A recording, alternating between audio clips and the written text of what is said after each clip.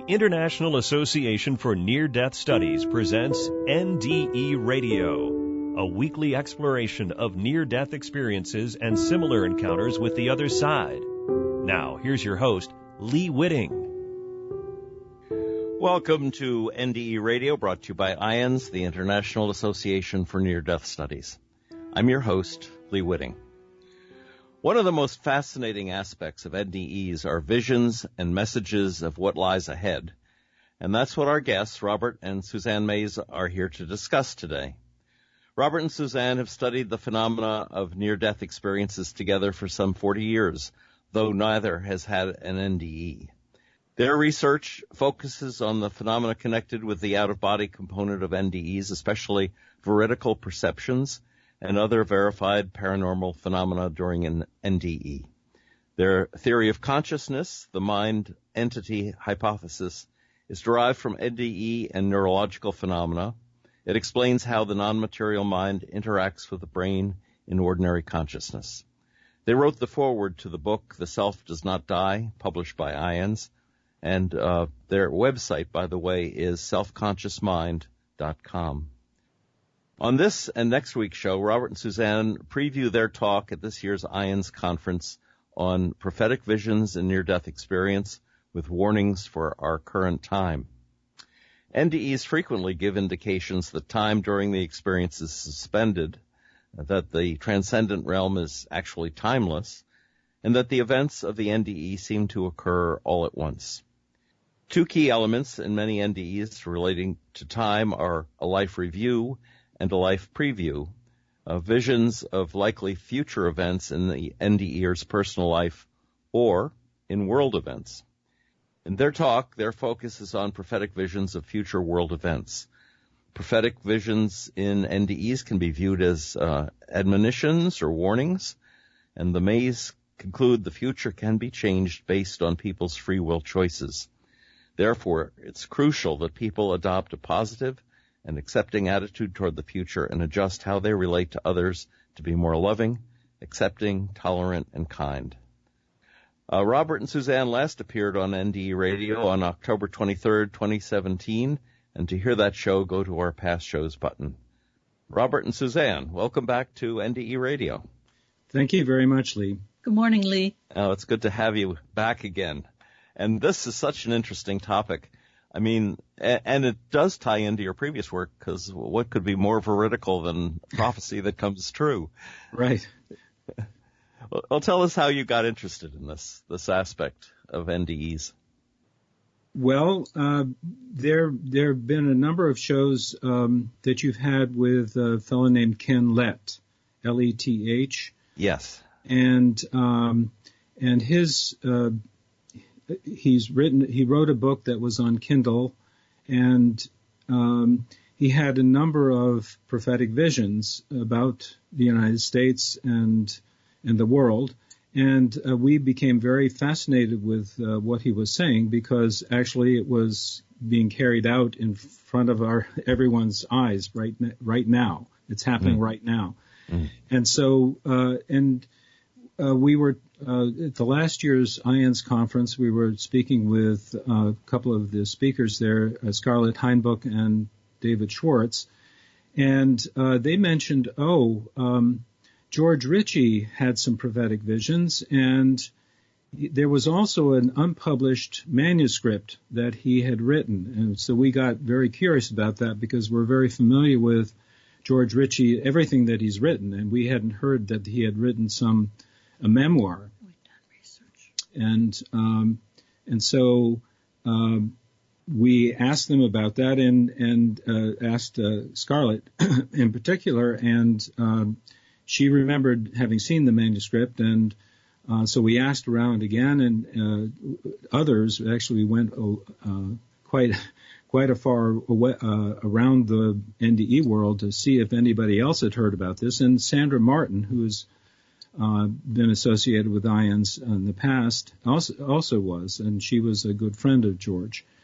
So we ultimately got the manuscript and found that there were indeed additional, there was an additional prophetic vision. But actually, George Ritchie had given a vision that was in his second book, Ordered to Return, and that one was pretty much saying that the humanity has two choices. It can there will be all kinds of earth changes, hurricanes, and so on, because in his NDE, as he was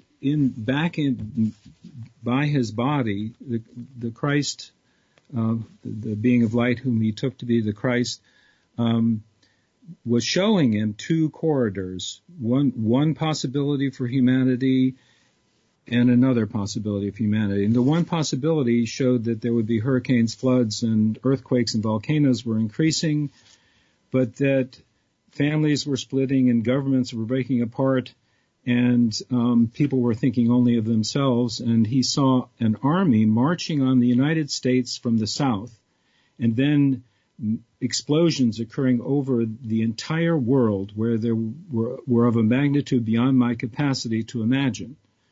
And he realized that if they continued, human life as we have known it could not continue to exist. And of course, this was in 1943, before there had been an atomic bomb, and he had said later that when the atomic bomb exploded in Hiroshima, he realized that that was the kind of explosion that he had seen. So this is a vision of nuclear war. And then the second corridor opened, and the Christ showed him pretty much the same kind of things of increased hurricanes and floods and earthquakes and volcanoes, but then the planet grew more peaceful, and man and nature both were better. And man was not as critical of himself and others, and he was not as destructive of nature, and he was beginning to understand what love is. And then he stood in a place where he felt that it was heavenly. And then the Lord mentioned to him, "It is left to man which direction he shall choose. I came to this planet to show through the life I led how to love. Without our Father you can do nothing, neither could I.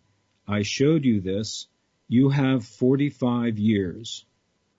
And that 45 years, George Ritchie didn't really quite understand initially, but that 45 years from 1943 was 1988.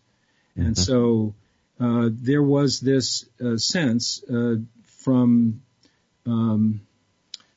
George Ritchie's experience. First of all, there is this connection of the armies coming from the south, and there being warfare in the United States, but also that there was this threat of nuclear war.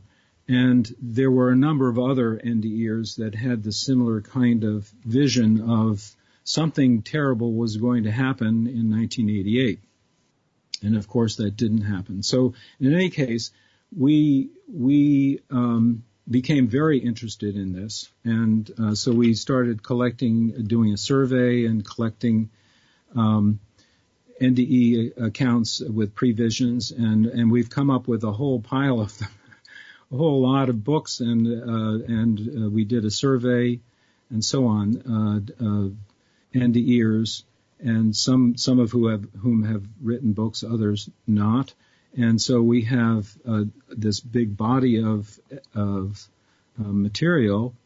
Ken Leth's book and his account and his interviews that he's done on NDE Radio were a major part of this, and that was really what started us. If I may add about the two quarters, the second quarter showed what would be the outcome of these kind of changes in the world. He said, and this relates to what we find with NDE accounts, is that we would find ourselves standing in a place in time where we were more like the beings in the fourth and fifth realm, or the fourth and fifth dimension of consciousness. Oh, that's interesting. Now, is that a reference that George Ritchie made, or? That's what he wrote. That's what he wrote in his book, Ordered to Return. How did he understand these other dimensions? Is it something that runs parallel to us, or is it a choice that we can make? Well, these are levels of the heavenly realm that he visited. If you remember his account, he was taken on a tour of the heavenly worlds, of the spiritual realm, and he was initially in the earthly realm and shown how deceased people are still existing in the earthly realm, and how they interact with incarnated people. And also he was shown a kind of hellish realm or purgatory where people were stuck in their own thoughts and were, reaching out and trying to fight one another, but of course having no effect on the others. Mm-hmm. And then he was taken to higher realms, and these are the fourth and the fifth realms that he's talking about. Where he was in this place of great learning, and so on. And so he is describing these different realms as, heavenly. And in those realms is also where the human being learns how the laws of love work and what are the real qualities of consciousness. And it's tied to a particular kind of spirituality or morality. And that's what we have to look forward to. But we have a choice of how that change is going to happen. Is it going to be so horrific, or is it going to be a kind of mitigated reset for the world? Right. Now, were Ritchie's visions the product of an NDE, or were they dreams? No, his visions were definitely in his NDE. Okay. There were other times that he had visions and communication with the being of light, where he received additional information, and so this is typical where an NDEr is shown the previsions in the NDE, and frequently they are suppressed.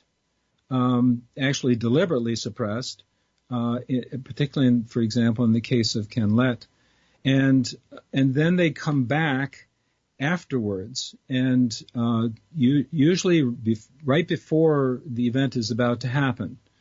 Another case of that is Elizabeth Crone, who wrote a book, Changed in a Flash, and she receives these. She had she's been on your show, I think, and she has these visions, and they come, and this is typical of NDE visions that they come after the NDE. So the NDEr has a sense that they've have had access to all knowledge during their NDE, and they were shown things, but they don't remember them. But now they're shown them again, and it isn't like, oh, I just had a dream and I happen to remember it and I think this is a vision, but it actually has quite a bit more intensity.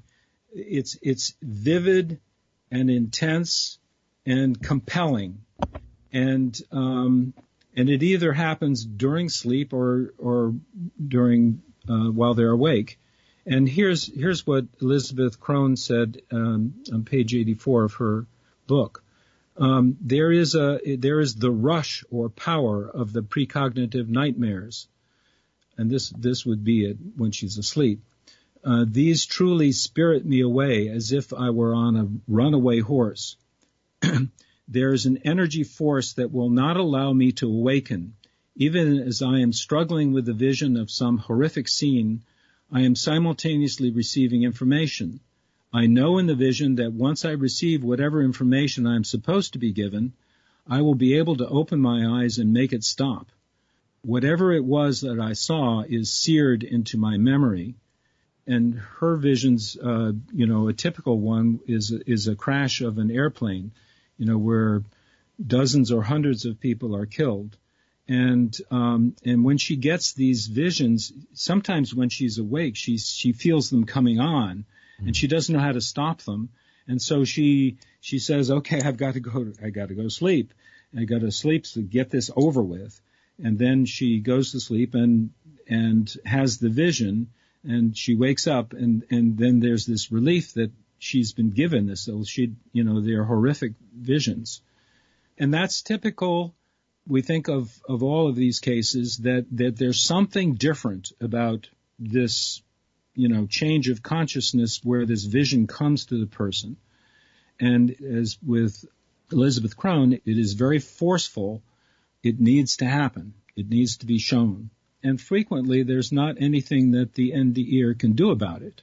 You're shown this. You don't know where it is. And Tom Sawyer had a vision like this, and he tried to find out where this airplane crash was going to be. He knew everything about the people on the plane. He knew their first names. He knew that there was going to be somebody who was killed on the road as a result of this crash. But he couldn't, and he saw two white buildings. He thought they were white buildings. Mm-hmm. And so he went to airports all over the United States. He knew it was going to be in the South because he knew that it was going to be 103 degrees Fahrenheit, and therefore it was probably going to be in the summer in the South. And he went around trying to find the airport. He couldn't find it where these two white buildings were. Well, anyway, he woke up the morning of, and picked up the newspaper, and then visually it changed into the headline of there was this crash, meaning he was looking at the next day's paper and the headline, and so he called Bruce Grayson and said, today is the day. And then at 6 p.m. That evening the crash happened. And it was exactly as he had shown in the vision. That's another thing too, is that these visions are really accurate, typically very accurate, almost 100% accuracy. And there's nothing that can be done in some cases. And we feel in those cases that they're being shown to the NDEr to be shown that the validity of the vision. In other words, when you get this, when you feel this vision coming on the way it does, and it is accurate, when it happens again, you need to know that it's accurate, and so that maybe you can do something about it. And there are cases in Tom Sawyer where, and in other NDErs where they have used prayer or actually physically intervened. In the case of Tom Sawyer, he saw that there was a predator that was going to rape and kill a little girl, and he knew exactly where it was going to happen, and he went there because he had just been there in this diner and had breakfast there, and so we went back to the diner and then went up the hill and got the girl and then saw the predator there and met the predator with absolute love, looking at in his eyes, directly in his eyes, with complete love towards the predator. And he took the little girl away and back down to her mother and down the hill, and he had intervened, and he felt that he wasn't sure whether that was a good thing to do, to intervene in somebody else's destiny, but I think it's pretty clear that was okay to do. Yes. So, and other cases of NDErs, Tom Sawyer, as well as another Tom Beck, who wrote a book, The Right Path, who talks about prayers, using prayers in a group of people to help prevent visions from happening. And that's a clue, because, here are two NDErs that say, yes, there's something we can do. There's something, there are these terrible visions that are coming, but there's something we can do. And prayer is probably the best thing, because everybody can do that. And you don't have to intervene, directly physically, but that prayer is a forceful thing in NDErs report, that they see their prayers of people that are trying to help them. So prayers are effective, and so that's well, that's a double confirmation of the fact that we can influence. I had an experience like this. I just throw this out for a second. The day before JFK was killed, and I dreamt this. I woke up in tears because I saw this assassination and felt. And since that time, when I've mentioned it to people, they've told me stories about themselves or other people who also had this same dream at the same time. That it was such a powerful event, I guess, in the world. Yes. That it was communicated widely. Yes. But I don't know that there was anything we could have done to have stopped it at such short notice. Well, and actually, some of these things are meant to be, in a sense, that they are consequences. They're not a punishment. God isn't punishing us, but they are a consequence of what we've done or failed to do, and that's where it's important for people to understand. That brings up this point we'd like to make about it's a kind of spiritual principle, and this comes a quote from by Ken Ring in Lessons from the Light, that everything happens for a reason. And so an NDEr said, "I was told by the light there was a reason for everything that happened, no matter how awful it appeared in the physical realm. And within myself, as I was given the answer, my awakening mind now responded in the same manner. Of course, I would think, I already know that. How could I ever have forgotten? Indeed, it appears that all that happens is for a purpose, and that purpose is already known to our eternal self." And we were talking with a good friend of ours about this, and he was saying, "Well, what do you mean? It's happening for me. There's a reason for Hitler. There's a reason for all of the terrible things that are being done to people." And I said, there's an earthquake, and the earthquake is being caused. There's a reason for this earthquake to happen, or this tsunami to kill so many people.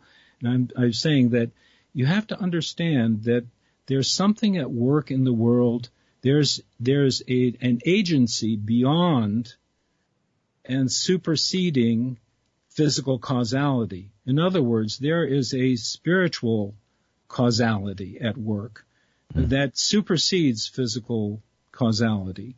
And so these things happen, and there is, they are a consequence. And if you just think of, the earth as a being, as a living being, then all of the terrible things that we do to the earth, not only, environmentally, with pollution and global warming effects that we're causing, but also all of our deeds to other human beings, all of the hatred and all of the greed and all of these evil thoughts that we have, they affect the earth. And the earth, as a living being, not just a physical planet, but as a living, as a spirit having a spiritual aspect as well, responds. Because it's become sick, and like with all illnesses, things begin to erupt. It's like the story of Oedipus, who kills his father and marries his mother, not realizing what he's done, and yet the land sickens and dies on account of his actions in Greek mythology. Yeah, and that's what's happening to the world right now. We are killing it by our actions, direct and indirect. Right. And our thoughts. Yeah. Our consciousness, yes. I should mention to listeners that if they're interested in Ken Leth's prophecy of civil war and destruction pretty eminently. They should listen to the December 10th, 2018 broadcast of NDE Radio, where he talks about all of that. And, of course, you guys are coming back on next week's show to continue this. So if they go back and listen to that prophecy in the meantime, I think it will give them a real insight into what we're talking about here. Do you think, just to go back for a second, you can say there's a reason for a Hitler, but is it because of our previous activities? There was a lot of racism and anti-Semitic thought, and a lot of things were going on in this country that Hitler learned from. The Fords and the Rockefellers were indulging in genetic, eliminating people with genetic defects and that kind of thing. Or is it to teach?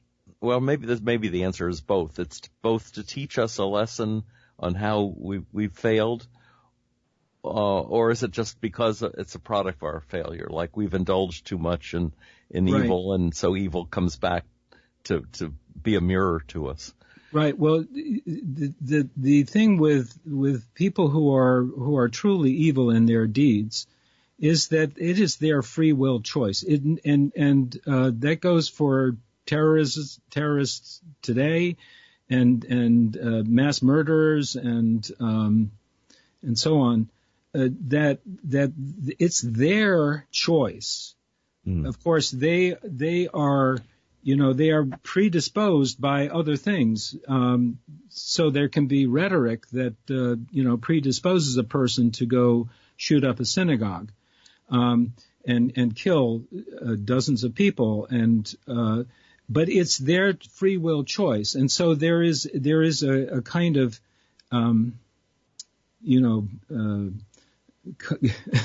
building up of thought, this evil tendency towards evil, towards hatred, towards discrimination. To be taken over by it. And that breeds it. But in each one of those cases, it is a free will choice. And this is where prayer will help. And so one can pray for the people who are promoting this sort of thing, that is a good thing to pray, because they have, with prayer, they can turn and change and not do those things. And in fact, that's the way we intervene, is that when there is this tendency to do for this event to occur because it is triggered by a particular person's actions, then praying for that person, praying and loving that person. And that would be hard for a lot of people to swallow, to love somebody that they have a tendency to hate. But that's the point, is that you have to turn your hatred into love yourself. And then in loving that person has the opportunity to change and not do what is their tendency to do. In fact, is what is foreseen that they will do. Yes. Well, Robert and Suzanne, that's about all the time we have for today. But you're going to be back next Monday, yes, and for more discussion along the same lines of NDE prophecy. My thanks to both of you. To the listeners, if you'd like to listen to this show again, or any of our past shows, including the one I mentioned, go to our website at nderadio.org and hit the past shows button. And for information on IANDS and the upcoming conference, go to IANDS.org and join us again next Monday, 11 a.m. Eastern, for more NDE Radio.